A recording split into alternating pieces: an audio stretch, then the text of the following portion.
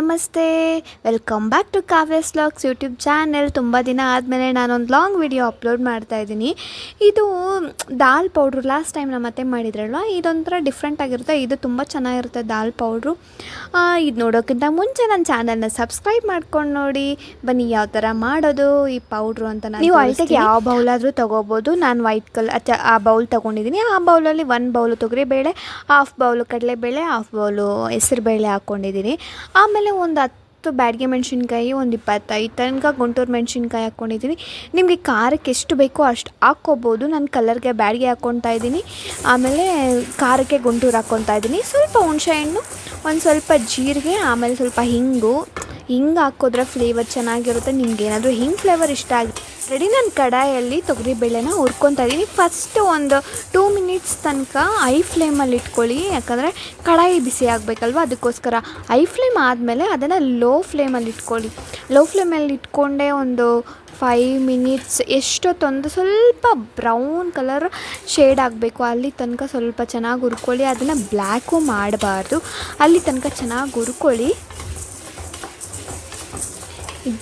ಇದೆಷ್ಟು ಚೆನ್ನಾಗಿರುತ್ತೆ ಅಂದರೆ ಪೌಡ್ರು, ಟ್ರೈ ಮಾಡಿ ಒಂದ್ಸಲ. ಇಷ್ಟಪಡ್ತೀರ, ಪದೇ ಪದೇ ಮಾಡ್ಕೊತೀರ ನೀವೇ ಮನೆಯಲ್ಲಿ. ಇದು ಫ್ರೈ ಆಯಿತು ಅಂತ ನಾನು ಇದನ್ನು ಸಪ್ರೇಟಾಗಿ ಒಂದು ಪ್ಲೇಟಲ್ಲಿ ಹಾಕ್ಕೊತಾ ಇದ್ದೀನಿ, ಯಾಕಂದರೆ ತಣ್ಣಗಾಗಬೇಕು, ಅದಕ್ಕೋಸ್ಕರ. ತುಂಬ ಚೆನ್ನಾಗಿರುತ್ತೆ. ಇದು ತಣ್ಣಗಾದರೆ ನುಣ್ಣಗೆ ಚೆನ್ನಾಗಿ. ಅದೇ ಕಡಾಯಿಗೆ ಕಡಲೆಬೇಳೆ ಹಾಕ್ಕೊತಾ ಇದ್ದೀನಿ. ಲಾಸ್ಟಲ್ಲಿ ಹೆಸರುಬೇಳೆ ಹಾಕ್ಕೊಳ್ಳಿ. ಫಸ್ಟು ತೊಗರಿಬೇಳೆ, ನೆಕ್ಸ್ಟ್ ಕಡಲೆಬೇಳೆ ಹಾಕ್ಕೊಂಡು ಅದನ್ನು ಅಷ್ಟೇ ಚೆನ್ನಾಗಿ ಲೋ ಫ್ಲೇಮಲ್ಲೇ ಹುರ್ಕೊಳ್ಳಿ. ಆಲ್ರೆಡಿ ಕಡಾಯಿ ಬಿಸಿಯಾಗಿದೆಯಲ್ವ, ಅದಕ್ಕೋಸ್ಕರ ಲೋ ಫ್ಲೇಮಲ್ಲೇ ಹುರ್ಕೋಬೇಕು. ಲೋ ಫ್ಲೇಮಲ್ಲೇ ಚೆನ್ನಾಗಿ ಹುರ್ಕೊಂಡು ಅದು ಫ್ಲೇವರ್ಸ್ ಎಲ್ಲ ಬಿಟ್ಕೋಬೇಕು, ಅಲ್ಲಿ ತನಕ ಹುರ್ಕೊಳ್ಳಿ.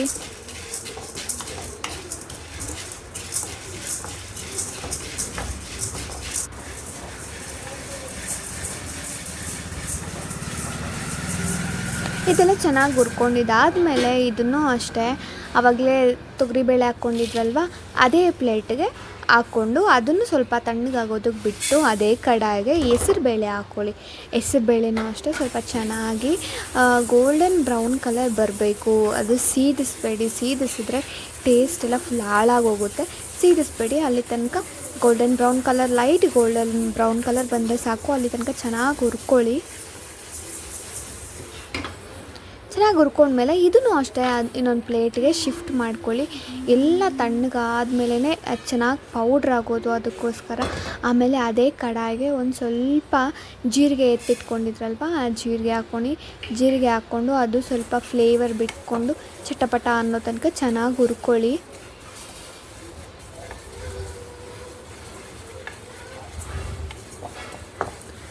ಘಮ ಬರ್ತಾ ಇರುತ್ತೆ ಜೀರಿಗೆ ಉರಿಯೋ ಟೈಮಲ್ಲಿ, ಆವಾಗ ಆಗಿದೆ ಅಂತ ಅರ್ಥ. ಆಮೇಲೆ ಅದನ್ನು ಸಹ ಬೇಳೆ ಹಾಕ್ಕೊಂಡಿದ್ರಲ್ವ, ಅದೇ ಪ್ಲೇಟಿಗೆ ಅದನ್ನು ಹಾಕ್ಕೊಂಡು, ಆಮೇಲೆ ಅದೇ ಪ್ಯಾನ್ಗೆ ಒಂದು ಟೀ ಸ್ಪೂನಷ್ಟು ಎಣ್ಣೆ ಹಾಕ್ಕೊಂಡು ಮೆಣಸಿನ್ಕಾಯಿನ ಹುರ್ಕೋಬೇಕು. ಇಲ್ಲ ಅಂದರೆ ಫುಲ್ಲು ಘಾಟ್ ಬಂದುಬಿಡುತ್ತೆ ಮನೆಯಲ್ಲಿ, ಅದಕ್ಕೋಸ್ಕರ. ನಾನಿವಾಗ ಫಸ್ಟು ಎಣ್ಣೆ ಹಾಕ್ಕೊಂಡು ಬ್ಯಾಡಗೆ ಮೆಣಸಿನ್ಕಾಯಿ ಹುರ್ಕೊತಾ ಇದ್ದೀನಿ. ನಿಮಗೆ ಇನ್ನೂ ಬೇಕು ಕಲರ್ ಅಂದರೆ ಇನ್ನೂ ಸ್ವಲ್ಪ ಬ್ಯಾಡಗೆ ಮೆಣಸಿನ್ಕಾಯಿ ಹಾಕ್ಕೋಬೋದು, ಬೇಡ ಅಂದರೆ ಸ್ವಲ್ಪ ಕಡಿಮೆನೂ ಹಾಕ್ಕೋಬೋದು. ಅದನ್ನು ಹುರ್ಕೊಂಡು ಸೈಡಲ್ಲಿ ಇಟ್ಕೊಂಡು ಈ ಖಾರದ ಮೆಣಸಿನ್ಕಾಯಿ ಹಾಕ್ಕೊತಾ ಇದ್ದೀನಿ. ಖಾರ ಮೆಣಸಿನ್ಕಾಯಿ ಅಷ್ಟೇ ನೋಡಿಕೊಂಡು ನಿಮಗೆ ಏನು ಖಾರ ಇನ್ನೂ ಜಾಸ್ತಿ ಬೇಕು ಅಂದರೆ ಜಾಸ್ತಿ ಹಾಕ್ಕೋಬೋದು, ಕಡಿಮೆ ಬೇಕು ಅಂದರೆ ಕಡಿಮೆ ಹಾಕ್ಕೋಬೋದು. ನನಗೆ ಖಾರ ಮೀಡಿಯಮ್, ಜಾಸ್ತಿನೂ ಬೇಡ ಕಡಿಮೆನೂ ಬೇಡ, ಖಾರ ಮೀಡಿಯಮ್ ಆಗಿರಬೇಕು. ಅದಕ್ಕೋಸ್ಕರ ನಾನು ಈ ಥರ 25 ಇರ್ಬೋದು ಇದರಲ್ಲಿ ಮೆಣಸಿನ್ಕಾಯಿ. ಇದನ್ನು ಹುರ್ಕೊಂಡು ಇದನ್ನು ಅಷ್ಟೇ ಸೈಡ್ಗೆಲ್ಲ ತೆಗ್ದಿಟ್ಕೊತಾ ಇದ್ದೀನಿ. ತೆಗ್ದಿಟ್ಕೊಂಡು ಒಂದು ಮಿಕ್ಸಿ ಜಾರ್ಗೆ ತಣ್ಣಗಾಗೋ ತನಕ ಸ್ವಲ್ಪ ಸೈಡಲ್ಲಿ ಇಟ್ಬಿಡಿ. ತಣ್ಣಗಾದಮೇಲೆ ಮಿಕ್ಸಿ ಜಾರ್ಗೆ ಫಸ್ಟು ಮೆಣಸಿನ್ಕಾಯಿ, ಗುಂಟೂರು ಮೆಣಸಿನ್ಕಾಯಿ ಮತ್ತು ಬ್ಯಾಡಗೆ ಮೆಣಸಿನ್ಕಾಯಿ, ಸ್ವಲ್ಪ ಹುಣಸೆಹಣ್ಣು, ಸ್ವಲ್ಪ ಹಿಂಗು, ಉಪ್ಪು ಹಾಕ್ಕೊಂಡು ಫಸ್ಟ್ ಗ್ರೈಂಡ್ ಮಾಡ್ಕೊಂಬಿಡಿ. ಸಪ್ರೇಟಾಗಿ ಗ್ರೈಂಡ್ ಮಾಡ್ಕೋಬೇಕು. ಫಸ್ಟ್ ಎಲ್ಲ ಒಂದೇ ಸಲ ಗ್ರೈಂಡ್ ಮಾಡಿಕೊಂಡ್ರೆ ನುಣ್ಣಗಾಗಲ್ಲ, ಅದಕ್ಕೋಸ್ಕರ ಫಸ್ಟು ಮೆಣಸಿನ್ಕಾಯಿ ಗ್ರೈಂಡ್ ಮಾಡಿಕೊಂಡು ಆಮೇಲೆ ಬೇಳೆನ ನೈಸಾಗಿ ಸ್ಮೂತಾಗಿ ಬರಬೇಕು, ಅಲ್ಲಿ ತನಕ ಚೆನ್ನಾಗಿ ಗ್ರೈಂಡ್ ಮಾಡಿಕೊಂಡು ಅದನ್ನು ಸ್ವಲ್ಪ ತುಂಬ ಚೆನ್ನಾಗಿ ಬಂದಿತ್ತು, ಘಮ ಮಾತ್ರ ಚೆನ್ನಾಗಿತ್ತು. ಅದನ್ನು ಸ್ವಲ್ಪ ತಣ್ಣಗಾಗೋದಕ್ಕೆ ಬಿಡಬೇಕು. ಇವಾಗ ಮಿಕ್ಸಿಗೆ ಹಾಕಿ ಗ್ರೈಂಡ್ ಮಾಡ್ಕೊಂಡಿದ್ದ ತಕ್ಷಣ ಬಾಟ್ಲಲ್ಲಿ ಹಾಕಿ ಇಡಬೇಡಿ, ಯಾಕಂದರೆ ತುಂಬ ದಿನ ಬರಲ್ಲ ಅದು. ಸ್ವಲ್ಪ ತಣ್ಣಗಾದ್ಮೇಲೆ ಮಾತ್ರ ಒಂದು ಕಂಟೈನರ್, ಏರ್ ಟೈಟ್ ಕಂಟೈನರ್ ಬಾಟ್ಲಲ್ಲಿ ಹಾಕಿ ಅದನ್ನು ಸ್ಟೋರ್ ಮಾಡ್ಕೊಳ್ಳಿ, ತುಂಬ ಚೆನ್ನಾಗಿರುತ್ತೆ. ನಾನು ಮಾಡಿದ ತಕ್ಷಣನೇ ತಿನ್ನಬೇಕು ಅಂತ ನನಗೆ ಆಸೆ ಆಗಿಬಿಡ್ತು. ಅದಕ್ಕೋಸ್ಕರ ಬಿಸಿ ಅನ್ನ ಮಾಡಿಕೊಂಡು, ಆಲ್ರೆಡಿ ಅನ್ನ ಇತ್ತು, ಅದನ್ನೇ ಬಿಸಿ ಮಾಡಿಕೊಂಡು ನಾನು ಅದಕ್ಕೆ ಈ ಪೌಡ್ರು ಸ್ವಲ್ಪ ಹಾಕ್ಕೊಂಡು ಸ್ವಲ್ಪ ತುಪ್ಪ ಹಾಕ್ಕೊಂಡು ತಿಂದೆ. ನಿಮಗೇನಾದರೂ ತುಪ್ಪ ಫ್ಲೇವರು ಇಷ್ಟ ಆಗಲ್ಲ ಅಂದರೆ, ಒಬ್ಬೊಬ್ಬರಿಗೆ ತುಪ್ಪ ಫ್ಲೇವರ್ ಇಷ್ಟ ಆಗಲ್ಲ ಅಂಥವ್ರಿಗೆ ಎಣ್ಣೆ ಹಾಕ್ಕೊಂಡು ತಿನ್ಬೋದು, ತುಂಬ ಚೆನ್ನಾಗಿರುತ್ತೆ. ನನಗಂತೂ ತುಪ್ಪ ಇಷ್ಟಪ್ಪ, ತುಪ್ಪ ತುಂಬ ಇಷ್ಟ. ಬರೀ ತುಪ್ಪಕ್ಕೆ ಬಿಸಿ ಅನ್ನಕ್ಕೆ ನನಗೆ ತುಂಬ ಇಷ್ಟ ಆಗುತ್ತೆ. ಏನು ಸಾರು ಏನೂ ಇಲ್ಲ, ಬರೀ ತುಪ್ಪ ಅನ್ನನೇ ತಿಂತೀನಿ ಅಷ್ಟು. ಇವಾಗ ತಿಂತಾಯಿದ್ದೀನಿ ತುಪ್ಪ ಮತ್ತು ಪೌಡ್ರ್ ಮಿಕ್ಸ್ ಮಾಡಿಕೊಂಡು. ನಿಜ ಎಷ್ಟು ಚೆನ್ನಾಗಿರುತ್ತೆ ಗೊತ್ತಾ.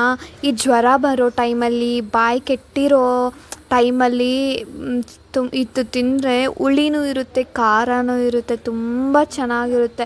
ಉಪ್ಪು ಹುಳಿ ಖಾರ ಕರೆಕ್ಟಾಗಿರುತ್ತೆ, ತುಂಬ ಚೆನ್ನಾಗಿರುತ್ತೆ. ನೀವು ಒಂದ್ಸಲ ಮನೇಲಿ ಟ್ರೈ ಮಾಡಿ ಯಾವ ಥರ ಬಂದಿದೆ ಅಂತ. ನಾನು ಈ ವಿಡಿಯೋ ಇಷ್ಟ ಆಗಿದೆ ಅಂದ್ಕೊತೀನಿ. ಪ್ಲೀಸ್ ನನ್ನ ಚಾನಲ್ನ ಲೈಕ್ ಮಾಡಿ, ಶೇರ್ ಮಾಡಿ, ಕಮೆಂಟ್ ಮಾಡಿ ಮತ್ತು ಸಬ್ಸ್ಕ್ರೈಬ್ ಮಾಡೋದು ಮಾತ್ರ ಮರಿಬೇಡಿ. ನೆಕ್ಸ್ಟ್ ವಿಡಿಯೋಲ್ಲಿ ಸಿಗ್ತೀನಿ.